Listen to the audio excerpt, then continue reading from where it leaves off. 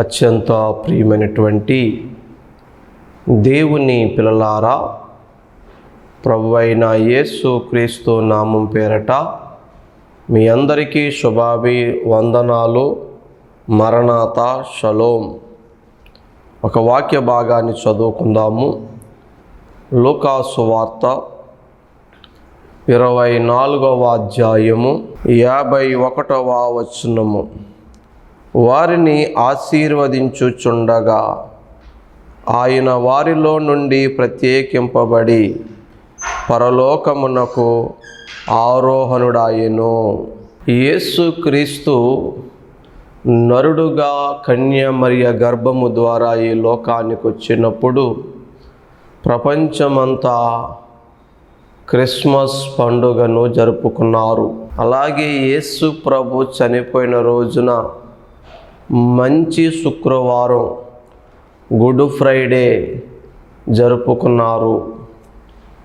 యేసు ప్రభు మరణాన్ని గెలిచి తిరిగి లేచి, అనగా మృత్యుంజయుడై తిరిగి లేచిన రోజున పునరుద్ధాన పండుగ అనగా ఈస్టరు ఆరాధన లేక ఈస్టరు పండుగను క్రైస్తవ సమాజం జరుపుకున్నారు. యేసు ప్రభు మరణాన్ని గెలిచి మృత్యుంజయుడై తిరిగి లేచిన తర్వాత 40 దినాల పాటు శిష్యులకును అనేక మందికి కనబడి అనేక సూచనలు వారికి చూపించి అనేకమైనటువంటి సంగతులు వారికి తెలియచేసిన పిమ్మట శిష్యులను తోడుకుని బేతనియా వరకు తీసుకెళ్ళి ఒలీవల కొండ మీద నుండి ఆయన ఆరోహణమయ్యాడు అని చాలామందికి తెలుసు. తెలియని వారి కోసము తెలియపరుస్తూ ఉన్నాము. యేసు ప్రభు ఆరోహణము అయిపోయారని చాలామందికి తెలుసు. బైబిల్లో కొన్ని రకాల ఆరోహణలు ఉన్నాయి. ఈ ఆరోహణల్లోని రకాలు లేక ఎవరు ఏ విధముగా ఆరోహణమయ్యారు అనే కొన్ని విషయాలు మీ ముందు పెట్టాలని నేను ఆశపడుతూ ఉన్నాను. బైబిల్లోని మొదటి ఆరోహణము భక్తుల ఆరోహణము, ప్రవక్తల ఆరోహణము, యేసు ప్రభు ఆరోహణము, సంఘ ఆరోహణము, ఇలాగా కొన్ని రకాల ఆరోహణలు అనేవి బైబిల్లో మనకి కనబడుతూ ఉంటాయి. వీటిని సులభముగా విభజించి మీకు అర్థమయ్యేలాగా నేను చెప్పే ప్రయత్నము చేస్తాను. ఫస్ట్ రకం చూడండి, యెహోవా ఆరోహణం. మొదటిది యెహోవా ఆరోహణం. కీర్తన గ్రంథము 47వ అధ్యాయము 5వ వచనం. దేవుడు ఆర్భాటముతో ఆరోహణమాయెను, బూరా ధ్వనితో యెహోవా ఆరోహణమాయెను. ఎంత చక్కగా రాయబడి ఉంది చూసారా. మొదటిగా మనం పెట్టుకునే పేరు ఏం పేరంటే యెహోవా ఆరోహణము. కొన్ని రకాల ఆరోహణలు మీకు తెలియపరుస్తానన్నాను కదా. అందులో మొదటిగా మనం పెట్టుకున్న పేరు యెహోవా ఆరోహణము. ఈ విషయము కీర్తనల పుస్తకం 47:5లో స్పష్టముగా ఉంది. ఆరోహణము అనగా కింద నుంచి పైకి వెళ్ళుట. మనం మెట్లు ఎక్కుతాము కదా, కింద మెట్టు నుంచి పై మెట్టుకి వెళ్ళడాన్ని ఆరోహణ క్రమము అంటాం. పై మెట్టు నుంచి కింది మెట్టుకి దిగిపోవడాన్ని అవరోహణ క్రమము అంటాం. చదువుకునే వాళ్ళకి అర్థమవుతుంది ఈ విషయం బాగా. చదువుకున్నప్పుడు అనేక నెంబర్స్ ర్యాండమ్గా ఇచ్చేసి ఒక క్రమ పద్ధతిలో లేకుండా చిన్నవి పెద్ద వరకు అన్నీ ఇచ్చేస్తారు, ఒక వరుసలో లేకుండా. అక్కడ ప్రశ్న ఉంటుంది, వీటిని ఆరోహణ క్రమంలో రాయండి, అవరోహణ క్రమంలో రాయండి అని.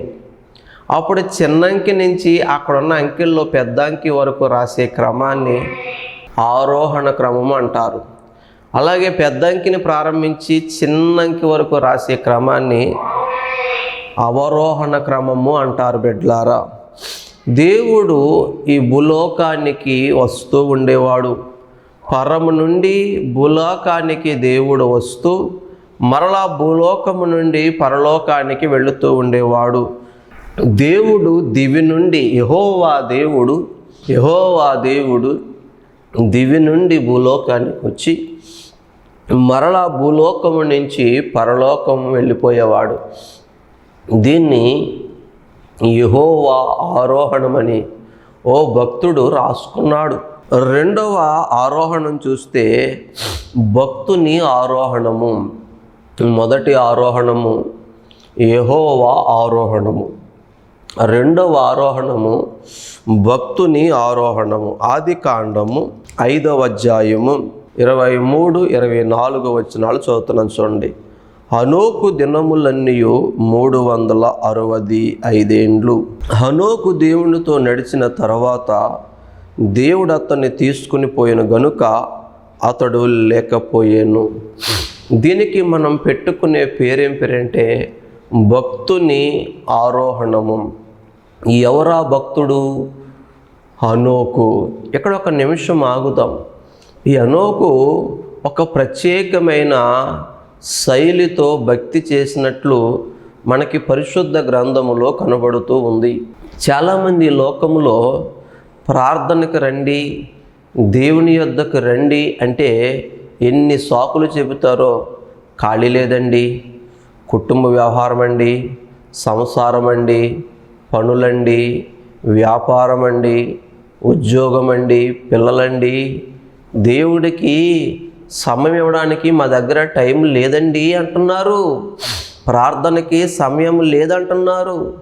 సన్నిధికి రావడానికి సమయం లేదంటున్నారు. ఆదివారపు ఆరాధనకు రావడానికి సమయం లేదంటున్నారు. నియామక కోటాల్లో పాల్గొనడానికి సమయం లేదంటున్నారు. We have no time. చాలా గొప్పగా చెప్తున్నారండి. కానీ హనోక్ అనే భక్తుడి జీవితం మీరు బాగా అర్థం చేసుకోవాలి. ఒక్క నిమిషం ఇక్కడ ఆగుదాం, ఒకసారి మరలా వెనక్కి వెళ్దాం రండి. ఆదికాండం 5వ అధ్యాయం 21వ వచనం చూద్దామా. హనోకు 65 ఏండ్లు బ్రతికి మెతూషేలును కనెను. హనోకు మెతూషేలును కనిన తర్వాత 300 ఏండ్లు దేవునితో నడుచుచు కుమారులను కుమార్తెలను కనెను. తర్వాత 23, 24 ఇందాక మనం చదువుకున్నాం. హనోకుకి సంసారం ఉంది, హనోకుకి కుటుంబం ఉంది, హనోకుకు పిల్లలున్నారు, హనోకుకు భార్య ఉంది. అయినప్పటికీ ఈ కుటుంబము, ఈ పిల్లలు, ఈ సంసారము, తన జీవనోపాధి ఏది కూడా దేవునితో నడవడానికి, దేవునితో కలిసి సహవాసం చేయడానికి అడ్డుగా ఉందని సాకులు చెప్పలేదండి. ఈరోజు పరమభక్తులు ఎంతమంది ఎన్నో సాకులు చెబుతున్నారు. ప్రార్థనకు రావడానికి సాకులు వెతుక్కునేవారు కొంతమంది. ఆల్రెడీ ఉన్నాయి కదా అని చెప్పి వాటిని అడ్డం పెట్టుకుని ఖాళీ లేదనో, లేకపోతే సంసారంలో బిజీ అయిపోయామనో, కుటుంబంలోనో, వ్యాపారంలోనో, ఉద్యోగంలోనో, పనులలోనో, పిల్లలతో కుదరడం లేదనో చాలామంది సాకులు చెబుతున్నారు. హనోకు ఎంత గొప్ప భక్తుడు చూసారా. హనోకు చాలా గ్రేట్ అండి. కుటుంబం ఉంది, పిల్లలు ఉన్నారు, వారందరి కోసం కష్టపడవలసిన బాధ్యత అతని మీద ఉంది. అయినప్పటికీ దేవుడికి ఇవ్వాల్సిన సమయాన్ని దేవుడికి ఇచ్చాడు, భార్యా బిడ్డలకు ఇవ్వాల్సిన సమయాన్ని భార్యా బిడ్డలకు ఇచ్చాడు, దేవునితో సహవాసానికి ఇవ్వాల్సిన సమయం దేవుడికి ఇచ్చాడు, కుటుంబంతో గడపడానికి ఇవ్వాల్సిన సమయము కుటుంబానికి ఇచ్చాడు. ఎంత చక్కగా బ్యాలెన్స్ చేశాడు చూసారా. ప్రతిదానికి సమయం ఉందని ప్రసంగి 3లో రాయబడినట్లు ఇచ్చిన టయాన్ని ప్రతి విషయానికి చక్కగా బ్యాలెన్స్ చేయడం రావాలి. ఇదిగో హనోకు అయితే దేవుడికి సమయాన్ని కేటాయించుకున్నాడు, దేవునితో నడిచాడు. ఈ హనోకు యొక్క భక్తికి ముగ్ధుడైపోయిన దేవుడు దివి నుండి, పరము నుండి ఈ లోకానికి దిగివచ్చేవాడు. ప్రతిరోజు హనోకుతో ముచ్చటించేవాడు. హనోకు దేవునితో మాట్లాడేవాడు. వారిద్దరూ కలిసి చక్కగా సంభాషించుకునేవారు. హనోకు దేవునితో కలిసి నడిచేవారు. వ్యాఖ్యాన పుస్తకాల్లో కొంతమంది పెద్ద పెద్ద దైవజనులు భలేగా చెప్పారు ఈ విషయాన్ని. ఎలా చెప్పారంటే, దేవుడితోనంట హనోకు బంధము చాలా పెనవేయబడి ఉందంటండి. హనోకు దేవుడితో మాట్లాడకుండా, దేవుడితో గడపకుండా ఉండలేకపోయేవాడంట. ఈ హనోకు భక్తిని మెచ్చి దేవదేవుడు కూడా హనోకు దగ్గరికి రాకుండా ఉండలేకపోయేవాడట. అబ్బా, ఎంత గొప్పగా చెప్పారో కదా. ప్రియమైన దేవుని బిడ్డలారా, బంధువులు వచ్చేటువంటి వ్యక్తిని వచ్చిన బంధువుని బస్సు దాకో, ఆటో దాకో, రైల్వే స్టేషన్ దాకో సాగనంపినట్టు ప్రతిరోజు కూడా ఈ హనోకు దేవునితో మాట్లాడుతూ కొంత దూరం సాగనంపి మరలా వెనకకు వచ్చేవాడట. ప్రియమైన దేవుని బిడ్డలారా, ఒకరోజు ఇలా మాట్లాడుకుంటూ ముచ్చటించుకుంటూ చాలా దూరం వెళ్ళిపోయిన తర్వాత ఇదిగో హనోకు అన్నాడంట, దేవా తండ్రి, మా ఇల్లు చాలా దూరం అయిపోయింది, ఇక నేను వెళ్తాను, చాలా దూరం వచ్చేసామంటే అప్పుడు దేవుడు అన్నాడట, హనోకు, నీ ఇల్లు చాలా దూరంగా ఉంది కదా, ఇదిగో నా ఇల్లు చాలా దగ్గరికి వచ్చేసావు, ఇదిగో ఈ రోజుకి మా ఇంటికి వచ్చేయి అన్నాడంటే. ఒక్కసారి దేవుని ఇంటికి వెళితే, పరలోకం వెళితే ఆ మహిమను చూస్తే, ఆ సంతోషము చూస్తే రాగలరా? హనోకు వెళ్ళాడంటే దేవుని ఇంటికి. హనోకు ఒక్కసారి దేవుని ఇంట్లో అడుగుపెట్టాడు, ఇంకా మరలా వెనక్కి తిరిగి రాలేదు. అయ్యో దేవా, ఎలాగా? నా భార్య ఉంది, బిడ్డలున్నారు, ఇదిగో పశువులు ఉన్నాయి, పాడుంది, వ్యాపారం ఉంది, ఇదిగో పంట ఉంది, ఇవేవి కూడా సాకులుగా చెప్పుకోవడం లేదు. ఆ దేవుని రాజ్యంలో ఉన్న మహిమను చూశాక, ఆ దేవుని ఇల్లును చూశాక, అక్కడ ఉన్న పరిస్థితులను చూశాక హనోకుకు ఇంకా మరలా ఈ భూలోకానికి రావాలనిపించలేదట. అందుకే ఆ బైబిల్లో మనం చదువుకున్నాము, హనోకు దేవుడితో నడిచి దేవుడింటికే వెళ్ళిపోయాడు. బైబిల్లో చక్కగా ఉంటా చూడండి. ఆదికాండం 5వ అధ్యాయము 23 నుంచి. హనోకు దినములన్నీ 365 ఏండ్లు. హనోకు దేవుడితో నడిచిన తరువాత దేవుడు అతన్ని తీసుకొని పోయెను గనుక అతడు లేకపోయెను. దీనికే మనం పెట్టుకున్న పేరు భక్తుని ఆరోహణము. ఎవరా భక్తుడు? హనోకు. హనోకుకి మరణము లేదండి. దేవుడితో ఎంతవరకు నడవాలో, ఎంతవరకు భక్తి చేయాలో అంతవరకు నడిచిన తర్వాత, అంత భక్తిని చేసిన తర్వాత మరణం అనేది దేవుడు హనోకుకి ఇవ్వకుండా, దేవుడే హనోకును తన ఇంటికి ఆరోహణము చేసుకుని తీసుకుపోయాడు. ఓ భక్తుడు అన్నాడు, దేవుడు హనోకుని చంకనెత్తుకెళ్ళిపోయాడు అన్నారు. అబ్బా, పసిపిల్లల్ని తల్లి ఒక్కోసారి చూడండి, పెద్ద పెద్ద బోధులు వచ్చినప్పుడు, పంట కాలువలు వచ్చినప్పుడు, డ్రైనేజీలు వచ్చినప్పుడు, గోతులు వచ్చినప్పుడు, వాడు సరిగా నడవలేకపోయినప్పుడు, లేక తల్లో తండ్రో టప్పని అమాంతంగా ఎత్తుకుని చంక పెట్టుకుని, లేక భుజాల మీద వేసుకొని మేకపిల్లలు ఎక్కించుకుని ఎత్తుకెళ్ళిపోతూ ఉంటారు. అలాగంటండి దేవుడే హనోకును తీసుకుని వెళ్ళిపోయాడు. హనోకుకి ఏమీ లేదు తెలుసా? మరణము లేదు. ప్రియమైన దేవుని బిడ్డలారా, ఇది భక్తుని ఆరోహణము. అర్థమవుతుందా? హనోకుకి ఏమీ లేదండి, మరణము లేదు. మేము కొన్ని ప్రశ్నలు అయినా ఇక్కడ బైబిల్లో కొంతమందికి కొన్ని లేవు అంటే మీకు అర్థమయ్యే భాష చెప్తాను. బాల్యము లేని వాళ్ళు ఎవరో చెప్పండి బైబిల్లో. ఇదిగోండి, ఆదాముకి బాల్యముందా? ఆదాము నుంచి తీసిన అవ్వకు బాల్యముందా? దేవుడు వారిని పుట్టించడమే ఆదాముని యవ్వన కాలంలో పెట్టేస్తాడు. ఆదాము నుంచి తీసిన అవ్వను కూడా యవ్వన కాలంలోనే పెట్టాడు. ఇప్పుడు ఆదాముకి ఏమి లేదు, బాల్యము లేదు, అవ్వకి బాల్యము లేదు. అలాగే కొంతమందికి కొన్ని విషయాల్లో ప్రత్యేకమైనటువంటి గుర్తింపు ఉంది. అలాగే హనోకుకి ఏమీ లేదంటే మరణము లేదు. మరణం లేకుండా హనోకు ఏమైపోయాడంటే ఆరోహణమైపోయాడు. ఇది రెండవ ఆరోహణం. మొదటిది యెహోవా ఆరోహణం, రెండోది భక్తుని ఆరోహణం, మూడోది ప్రవక్త ఆరోహణం. రెండవ రాజుల గ్రంథము, పరిశుద్ధ గ్రంథాలు ఉన్నవారు తీసుకోండి. రెండవ రాజుల గ్రంథము 2వ అధ్యాయము 11వ వచనం.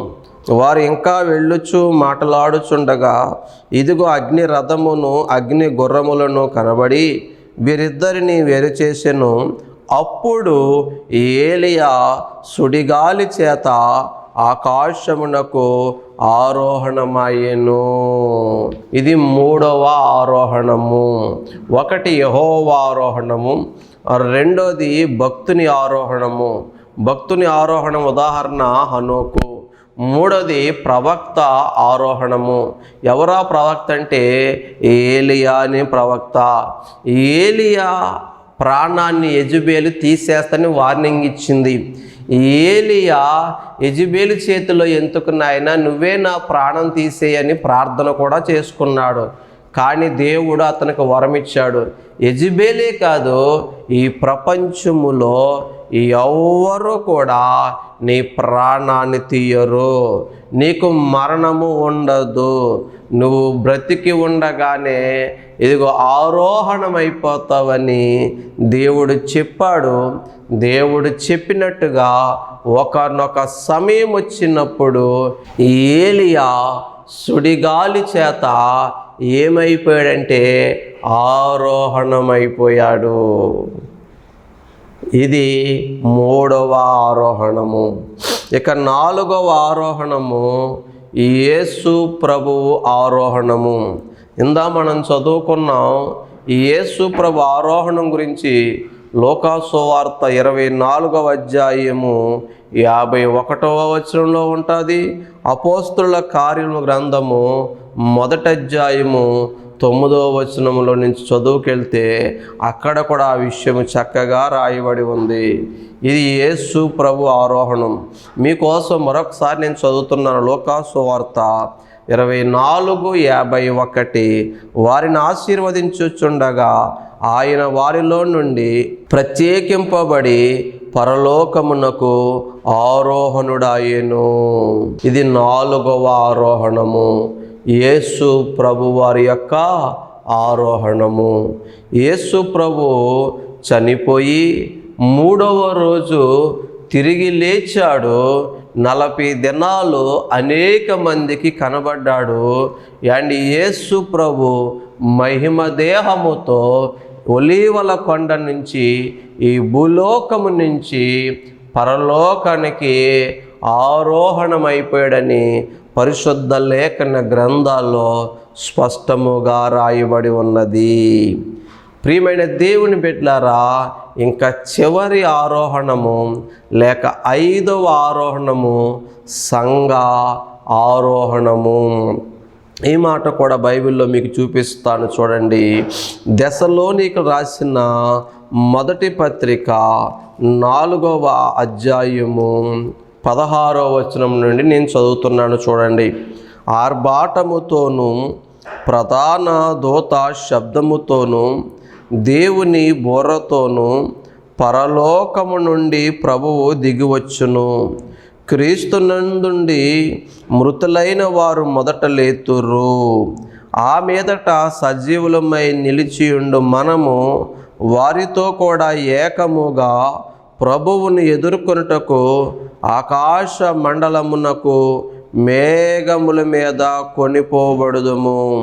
కాగా మనము సదాకాలము ప్రభువుతో కూడా ఉందుము. ఇది ఎంత అద్భుతమైన ఆరోహణము! ఎత్తబడము, కొనిపోబడము, ఆరోహణం అవడము, ఇవన్నీ ఇంచుమించు పర్యాయ పదాలుగా చెప్పుకోవచ్చు. అండ్ ఇంకా చివరిగా మనం చెప్పేది సంఘ ఆరోహణము. ఇప్పుడు దాకా మీకు 4 ఆరోహణలు చెప్పాను, ఇవి జరిగిపోయినాయి. యెహోవా ఆరోహణము, ఏండి భక్తుని ఆరోహణము అనగా హనోకు ఆరోహణము, మూడోది ప్రవక్త ఆరోహణము అనగా ఏలియా ఆరోహణము, నాలుగోది యేసు ప్రభు ఆరోహణము. ఇవి 4 జరిగిపోయాయి. మరి ఇంకా జరగవలసినది ఏంటంటే సంఘ ఆరోహణము. యేసు ప్రభు యొక్క రెండవ రాకడలో యాండి ఈ సంఘ ఆరోహణం అనేది జరుగుతుంది. ఆర్భాటముతో, ప్రధాన దూత శబ్దముతో, దేవుని బోరతో యాండి పరలోకము నుండి ప్రభువు దిగి వస్తారు, మధ్య ఆకాశానికి వస్తారు. చాలామంది తెలియక, కొంతమంది అమాయకత్వంతో, అజ్ఞానముతో మరలా భూలోకానికి వస్తారని అనుకుంటున్నారు, చెబుతూ ఉన్నారు. కాదు. ఇదిగో దేవుడు ఆర్భాటముతో, ప్రధాన దూత శబ్దముతో మధ్యాకాశానికి వస్తారు. అప్పుడు సార్వత్రిక సంఘము, వధువు సంఘము లేక పెండ్లి కుమార్తె సంఘము. ఈ పెండ్లి కుమార్తె సంఘం అంటే ఏమిటంటే అన్ని సంఘాల్లో నుంచి ఏర్పరచబడిన పరిశుద్ధుల గుంపు. ఏండి ఒక్క సంఘమేనే కాదు, ఎవరి మట్టుకు వారు మాదే సంఘం, మా సంఘమే ఎత్తబడుతుంది అనుకుంటున్నారు. కానీ అన్ని సంఘాల్లో నమ్మి బాప్తిసం పొంది రక్షించబడి పరిశుద్ధాత్మను పొందుకొని రాకడకు సిద్ధపడిన వారు ఉంటారు. ఏండి అన్ని సంఘాలలో విశ్వాసములో నుంచి పడిపోయిన భ్రష్టులు ఉంటారు. ప్రార్థనకు మాత్రమే వెళ్ళి రక్షణ పొందకుండా, మారు మనసు లేకుండా, నామినల్గా అంటే నామకార్థంగా పండగ భక్తులుగా కుదిరినప్పుడు అప్పుడప్పుడు వెళ్ళి వచ్చేవారు ఉంటారు.